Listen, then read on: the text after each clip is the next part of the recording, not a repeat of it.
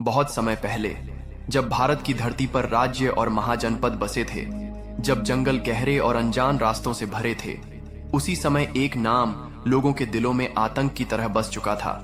अंगुलीमाल। लोग कहते थे कि उसके चेहरे पर क्रोध की ज्वाला जलती थी और उसकी आंखों में ऐसी दहशत थी कि सामने आते ही इंसान का रक्त सूख जाता था। गांव गांव, नगर नगर उसका नाम सुनते ही लोग अपने दरवाजे बंद कर लेते। माएं अपने बच्चों को डराने के लिए कहती, सो जा वरना अंगुलीमाल आ जाएगा। लेकिन क्या कोई जन्म से डाकू होता है? क्या कोई मां अपने बेटे को हत्यारा बनने के लिए जन्म देती है? नहीं, हर कहानी के पीछे एक कारण होता है। तो आइए आज सुनते हैं अंगुलीमाल डाकू की अमर गाथा और कैसे वह अंधकार से प्रकाश तक पहुंचा। अंगुलीमाल का असली नाम था अहिंसक। हाँ, वही अहिंसक जिसे बचपन में माता पिता ने बहुत प्रेम से पाला था। जन्म के समय ज्योतिषियों ने उसके माता पिता से कहा था, यह बालक महान होगा, परंतु इसके जीवन में एक भयंकर छाया मंडरा रही है। यदि इसका मार्ग भटक गया तो यह संसार के लिए अभिशाप बन जाएगा। माता पिता ने डरकर उसका नाम अहिंसक रखा ताकि हिंसा का कोई अंश उसके जीवन में न आए। लेकिन भाग्य के खेल अनोखे होते हैं। अहिंसक बड़ा होकर बहुत तेज, बुद्धिमान और वीर बना। उसे तक्षशिला भेजा गया, जहां वह शास्त्र और अस्त्र दोनों की शिक्षा लेने लगा। गुरुजन उसे सबसे प्रिय मानते थे। उसकी बुद्धि तेज थी और युद्ध कौशल में भी कोई उसका मुकाबला नहीं कर पाता। लेकिन जब किसी को सबका प्रियता मिलती है तो ईर्ष्या भी जन्म लेती है। कुछ शिष्यों ने उसके खिलाफ षड्यंत्र रच दिया। वे गुरु के कान भरने लगे। गुरुदेव, अहिंसक आपसे आगे बढ़ जाएगा, एक दिन यह आपसे भी बड़ा हो जाएगा। धीरे धीरे विषाक्त बातें गुरुदेव के हृदय में घर कर गईं। उन्होंने सोचा, यदि अहिंसक इतना महान बन गया तो मेरी ख्याति का क्या होगा। एक दिन गुरु ने अहिंसक को बुलाकर कहा, यदि तू मुझे प्रसन्न करना चाहता है तो मुझे एक विशेष भेंट ला।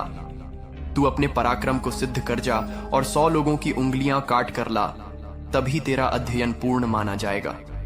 अहिंसक स्तब्ध रह गया। गुरुदेव, यह तो हिंसा का कार्य है, मैं ऐसा कैसे कर सकता हूं? गुरु ने कठोर स्वर में कहा, यही तुम्हारी परीक्षा है। यदि तुमने यह न किया तो तुम्हारा सारा ज्ञान व्यर्थ जाएगा। गुरु की आज्ञा उसके जीवन का धर्म थी और यहीं से अहिंसक का जीवन अंधकार में डूब गया। धीरे धीरे अहिंसक ने निर्दोष लोगों की हत्या शुरू कर दी। हर हत्या के बाद वह एक उंगली काट लेता और उन्हें पिरोकर गले में पहनने लगा।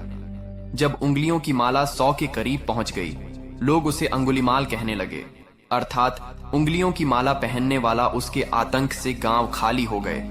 लोगों ने प्रार्थना की, हे भगवान, कोई हमें इस दानव से बचाए। एक दिन अंगुलीमाल की मां को पता चला कि उसका बेटा नरसंहार कर रहा है। वह आंसुओं में डूब गई। उसने सोचा, शायद मेरा प्रेम उसे बदल दे। वह उसे खोजने के लिए अकेले जंगल की ओर चल दी। उसी समय गांव वाले राज दरबार में गए और राजा को निवेदन किया, महाराज, अंगुलीमाल को रोको वरना हम सब नष्ट हो जाएंगे। राजा ने सैनिक भेजने की तैयारी कर दी, लेकिन नियति को कुछ और ही मंजूर था। गौतम बुद्ध उसी समय उस रास्ते से गुजर रहे थे।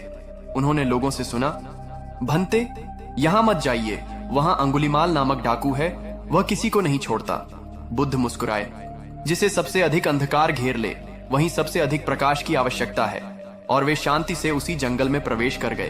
अंगुलीमाल ने दूर से बुद्ध को देखा। उसने सोचा, अरे वाह, आज तो मेरी माला पूरी हो जाएगी। यह साधु ही मेरी 100वीं उंगली बनेगा। वह तलवार लेकर दौड़ा, परंतु आश्चर्य, जितना तेज वह दौड़ता, बुद्ध उतने ही शांति से चलते। फिर भी वह कभी उन तक पहुंच नहीं पाया। थककर अंगुलीमाल चिल्लाया, रुक साधु, मैं तुझे आदेश देता हूं, रुक। बुद्ध ने पलटकर देखा और शांत स्वर में कहा, अंगुलीमाल, मैं तो पहले ही रुक चुका हूं। मैंने हिंसा, लालच और क्रोध से रुकावट कर ली है, परंतु तू कब रुकेगा? ये वचन अंगुलीमाल के हृदय में बिजली की तरह गिरे। उसने अपनी तलवार गिरा दी, घुटनों के बल बैठ गया। अंगुलीमाल रो पड़ा और बुद्ध से बोला, भंते, मैं पापों का सागर हूं, क्या मेरे जैसे को भी शांति मिल सकती है? बुद्ध ने उसके सिर पर हाथ रखा।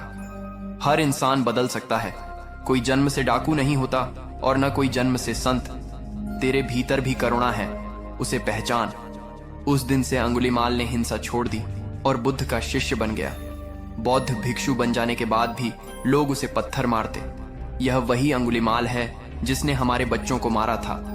उसके शरीर से रक्त बहता, पर वह चुप रहता। एक दिन उसने बुद्ध से कहा, भंते, मैं इतना दुख क्यों झेल रहा हूं? बुद्ध बोले, याद रखो, कर्म का फल भोगना ही पड़ता है, लेकिन अब तुम हिंसा से मुक्त हो, तुम्हारा भविष्य उज्जवल है। धीरे धीरे अंगुलीमाल ने लोगों की सेवा करनी शुरू की। वह बीमारों की देखभाल करता, भूखों को भोजन देता।